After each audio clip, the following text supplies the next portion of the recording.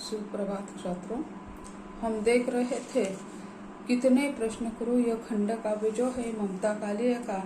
तो यहाँ का यानी अंतिम नहीं, लेकिन यह एक अलग हिस्सा हम देख रहे हैं कि यानी सीता का निर्वासन जो होता है, तो उसी समय सीता किस तरह अपने पति के बारे में वह कहती है कि यानी अपने सुख दुख जो है यानी पत्नी से बांटा जाता है, लेकिन तुमने अपना निर्णय जो है तो मेरे सामने प्रकट नहीं किया और आशंका भी प्रकट नहीं की है। जो अर्धनारी नटेश्वर हर एक पुरुष जो कुछ करता है उसके पीछे पत्नी का भी हाथ होता है और वो बराबर की हिस्सेदार होती है, लेकिन वो कहती है कि आपने मुझे बराबर की हिस्सेदार भी नहीं मानी है कि कौन सी समस्या है उसके बारे में आपने हमारे साथ कोई भी बातचीत नहीं की है।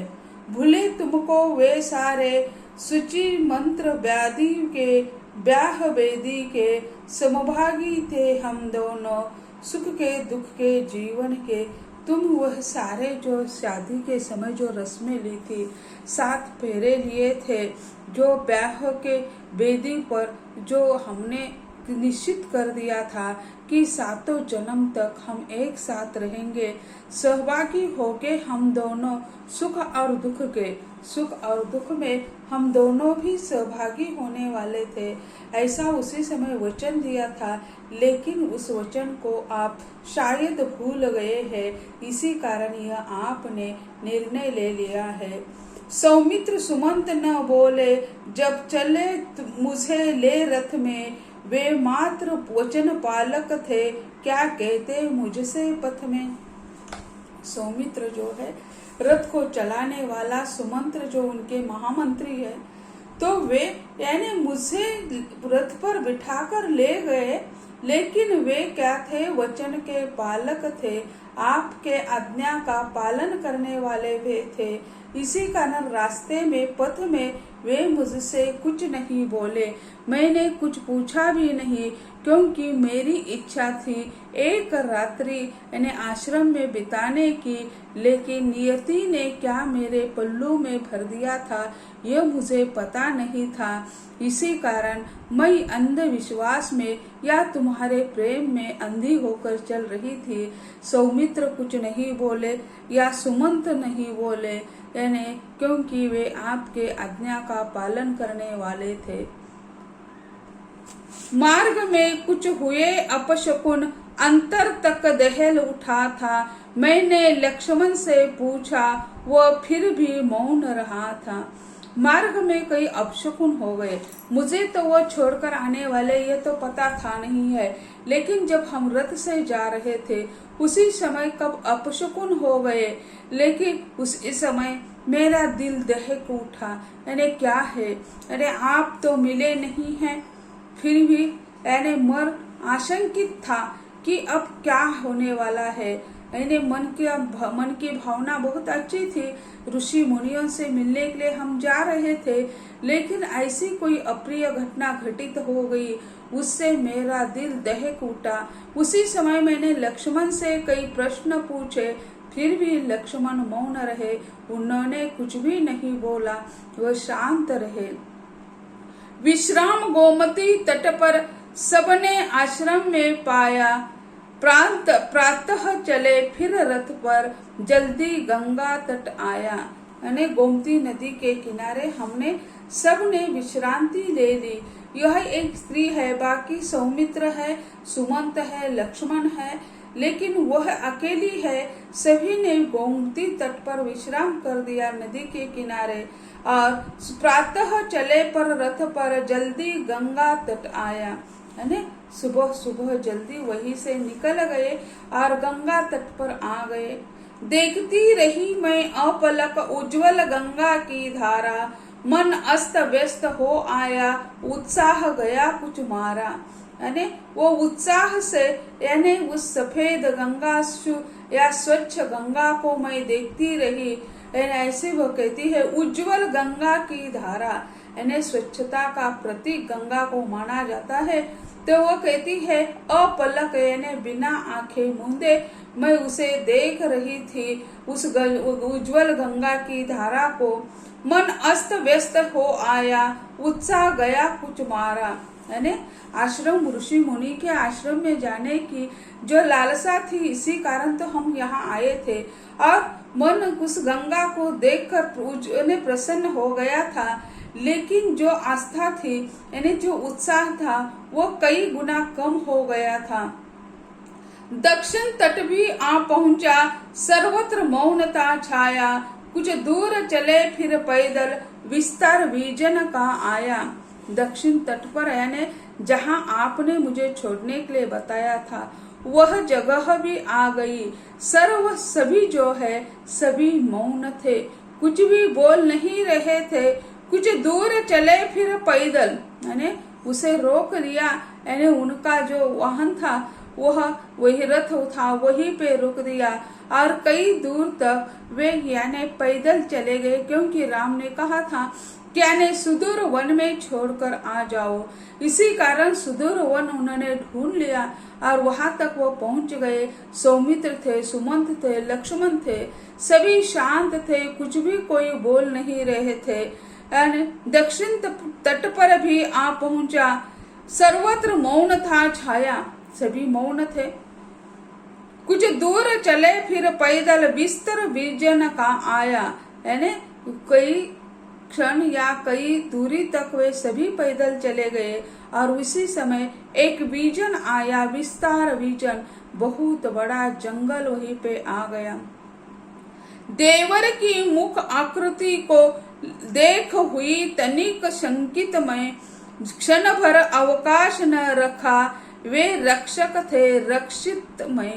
यानी देवर यानी लक्ष्मण के मुख आकृति, उनके मुख को देखती हूँ तो वो मुख जो है बहुत दुखी था और शंकित थी। उसके देखकर मैं शंकित हो गई थी कि ऐसे लक्ष्मण को कभी हमने देखा नहीं।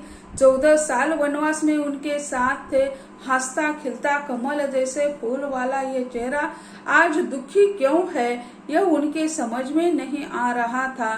क्षण भर अवकाश न रखा, वे रक्षक थे रक्षित मैं क्षण भर भी अवकाश न रखा, यानी वे मेरी सुरक्षा करते थे, वे मेरे रक्षक थे और मैं उनकी रक्षिता थी।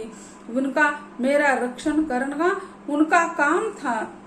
फिर अकस्मात वे बोले क्या रुदन किया यो, भाभी मुझको भैया ने वनवास दिया, फिर से क्यों। यानी फिर अकस्मात वे कहते हैं, वो चुप है। पर सीता कहती है, रोती नहीं रे, उनका गला तो भर नहीं आया, वे रोने ही लगे और क्या कहते हैं, भाभी तुमको भैया ने वनवास दिया, फिर से क्यों। तो उसी समय वो कहता है कि भाभी रोते हुए वो कहता है, भाभी आपको भैया ने फिर से वनवास क्यों दिया। मैं हतप्रभ सी हो गई, शब्दों ने अर्थ न पकड़ा, पर एक कठिन आशंका ने आन हृदय को जकड़ा। है वह तो ऋषि मुनियों के आश्रम में रहने के लिए आई थी और अचानक यह तो सौमित्र कुछ नहीं बोलते, सुमंत कुछ नहीं बोलते और लक्ष्मण भी दुखी है, वे भी कुछ नहीं बोलते हैं, वे भी शांत रहे हैं। और वही यानी उन्होंने अपना रथ रोक लिया, कई घंटे या कई दूरी तक वे पैदल चल गए और वही रुक गए। और फिर वे अपने भाभी से कहते हैं, भाभी भैया ने आपको फिर से वनवास क्यों दे दिया, उसे कुछ भी पता नहीं है, लक्ष्मण को भी पता नहीं है क्यों है, उसे आदेश देते हैं, तुम अनुज हो, मैं जो बताता हूँ वही करना आपका कार्य है। और हतप्रभ होकर वो वहीं पे आ जाता है और फिर वो कहता है कि भाभी आपको भैया ने फिर वनवास क्यों दे दिया है। मैं हतप्रभ सी हो गई, शब्दों ने अर्थ न पकड़ा। वह यानी इतने देर तक ये 2 दिन से मौन है और फिर अब तो वो कहते हैं लक्ष्मण जी कि आपको भैया ने फिर वनवास क्यों दिया? यह बात उनके समझ में नहीं आ रही थी, पर एक कठिन आशंका ने आन हृदय को जकड़ा। तो वो समझ गई कि यानी इतनी यात्रा में वे लोग मौन क्यों थे। यही आशंका उसके मन में थी, वह सफल हो जाती है। कातर होकर लक्ष्मण ने तब सारी बात बताई, जनपद की मुख चर्चा ही मुझको अरण्य तक लाई। यानी उसी समय यानी क्या है, जनता की जो कातर चर्चा है वह उन्हें पता चला कि उसे वन तक कौन लेकर आया है। लक्ष्मण में तब सारी बात बताई, जो प्रसंग है वह सारे लक्ष्मण बताते हैं उन्हें अपने भाभी को।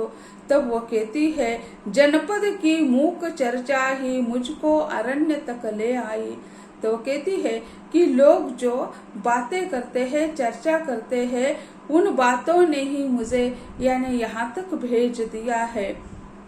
उस क्षण उपजा यह भी भय, मेरी गर्भावस्था का आभास न था औरों को, तुमको यह तथ्य पता था। तो वो अपने पति से ही कहती है, कहने में माँ बनने वाली हूँ, यह बात तो जनपद को, जनता को पता नहीं थी, लेकिन आपको तो आभास न औरों का पता नहीं था, लेकिन आपको तो पता था, परिवार वालों को पता था, लेकिन परिवार वालों को किसी को पता नहीं कि सीता को निर्वासित किया जा रहा है। सभी सो गए हैं और सिर्फ लक्ष्मण को उठाकर ही यानी निर्वासन के लिए भेजा गया है, सीता के साथ उसे छोड़कर आने के लिए।